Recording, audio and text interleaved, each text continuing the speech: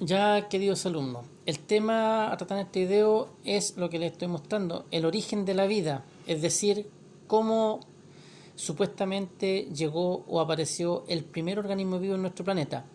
Obviamente no había nadie allí esperando que esto ocurriera, ¿ya? Así que todo lo que se sabe para explicar cómo aparecieron o apareció el primer organismo vivo en nuestro planeta es en base a teorías, ¿ya? A teoría obviamente fundada en ciertas pruebas que podrían demostrar su veracidad o su falsedad. ¿Ya? Bueno, existen varias teorías que tratan de explicarnos cómo aparecieron los seres vivos en nuestro planeta. Hay una primera teoría, ya, que se las voy a mostrar acá. Una primera teoría que tiene que ver con ideas teológicas o una teoría creacionista. En términos sencillos, esta teoría dice que hay un ser divino, superior, supremo, que es el que ha creado todo lo que existe en nuestro planeta. Ya, ahora, para apoyar esta teoría está basada en la fe, así que las personas que tengan fe y crean que existe un ser, un Dios superior que crea todas las cosas, ningún problema en eso, ya. Pero hay ciertas cosas que esa teoría no puede explicar y por eso no ha sido tan válida. También está la teoría llamada generación espontánea. Esta teoría, en términos simples, propone que los primeros seres vivos aparecieron a partir de materia en descomposición. ¿Y por qué se pensaba eso? Porque ustedes han de saber que cuando hay un organismo muerto por ahí en el ambiente aparecen gusanitos que no estaban. Hoy día todos sabemos de dónde provienen esos gusanos, pero en el tiempo en que se hicieron las primeras observaciones ya no se sabía de dónde venían esos gusanos. Además, si usted deja fruta en su comedor por ahí o en cualquier parte de su cocina, con el tiempo en esa fruta empiezan a aparecer unas manchitas negras y unos pelitos. Todos sabemos que esos son hongos y son seres vivos. Entonces la gente, el pan, si usted lo deja por muchos días, también aparecen unas manchas verdes y unos pelitos que son hongos. Entonces la gente, en base a esas observaciones, creía que la materia en descomposición era capaz de generar vida. ¿Ya? También existe una teoría extraterrestre, o también llamada panspermia. Esta teoría es fácil. Dice que el primer ser vivo que llegó a nuestro planeta venía en un asteroide, en un cometa, ¿ya?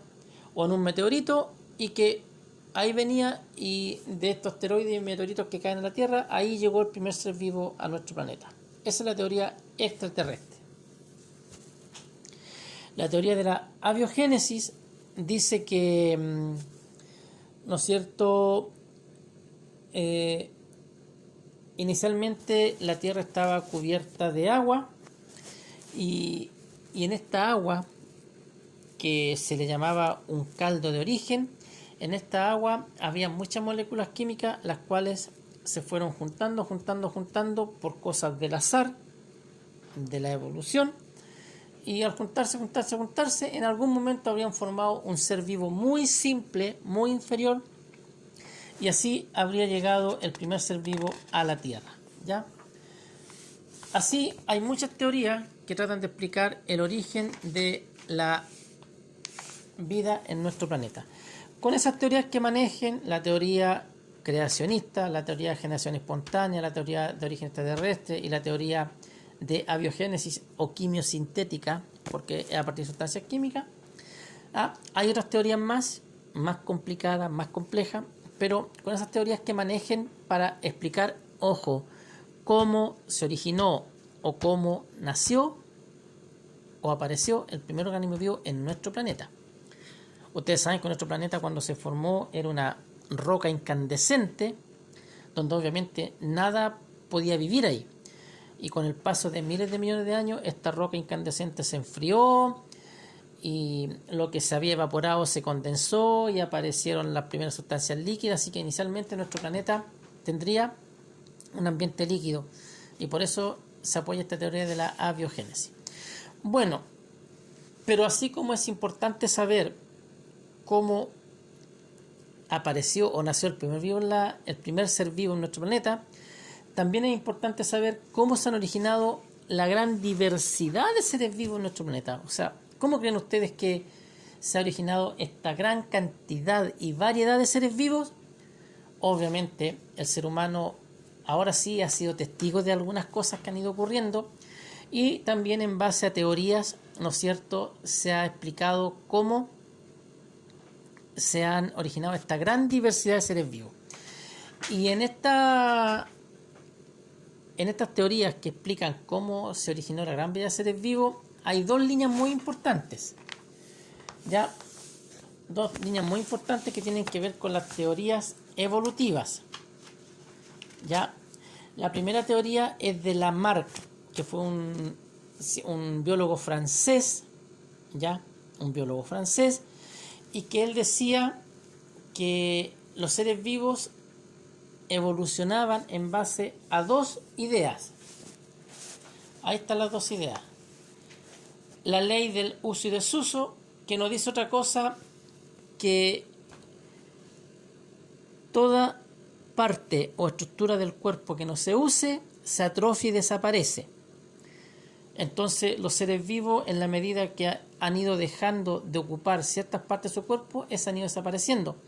Eso explica por qué hoy en día nosotros tenemos el apéndice, que no nos sirve de nada, las muelas del juicio, que no nos sirven de nada, el dedo chico del pie, que no nos sirven de nada, y supuestamente en no sé cuántos miles de millones de años más el ser humano ya no tendría apéndice. Hoy día ya hay niños que están naciendo sin muelas del juicio, ya el dedo chico del pie, hay personas que tienen un muñón de carne que se lo podrían cortar y no les afecte nada. Son cosas que no usamos y que podemos prescindir de ellas, y así vamos cambiando y evolucionando.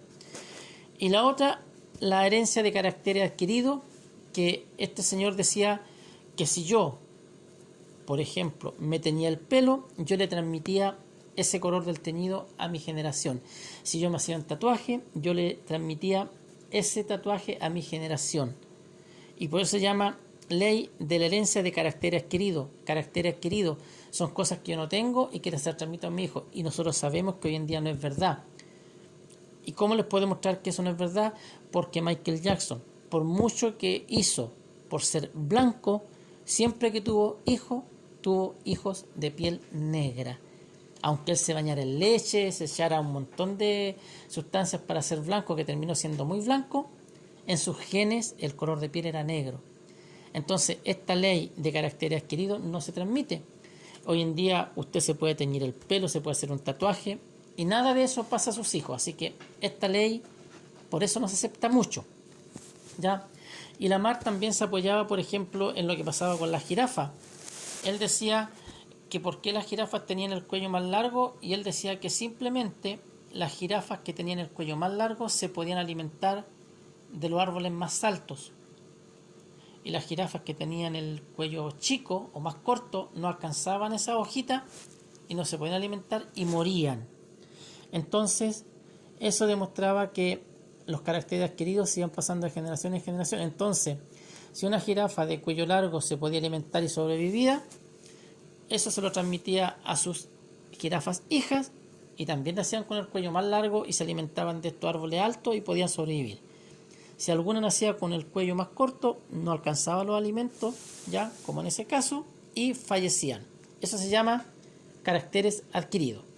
Ya, de Lamarck, ¿qué podemos decir? Eso, la ley del uso y desuso. Eso es válido. Todo lo que nos ocupa se atrofia. Deje un auto estacionado un año y después trate solo andar. Le va a costar un montón. Va a tener que hacerle varios ajustes antes de andar. ¿Por qué? Porque estuvo un año sin usarlo.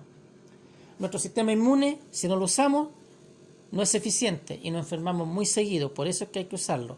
Hay que usar las cosas para darle ya actividad y que estén, ¿no es cierto?, en permanente uso, y así se van perfeccionando.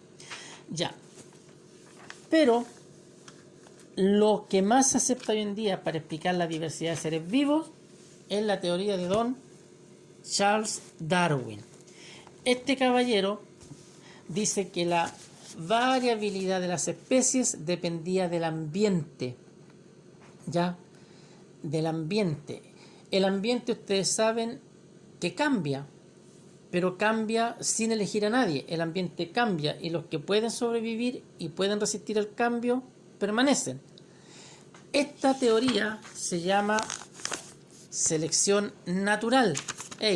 Selección natural. La naturaleza selecciona, pero selecciona a ciegas, ¿ya?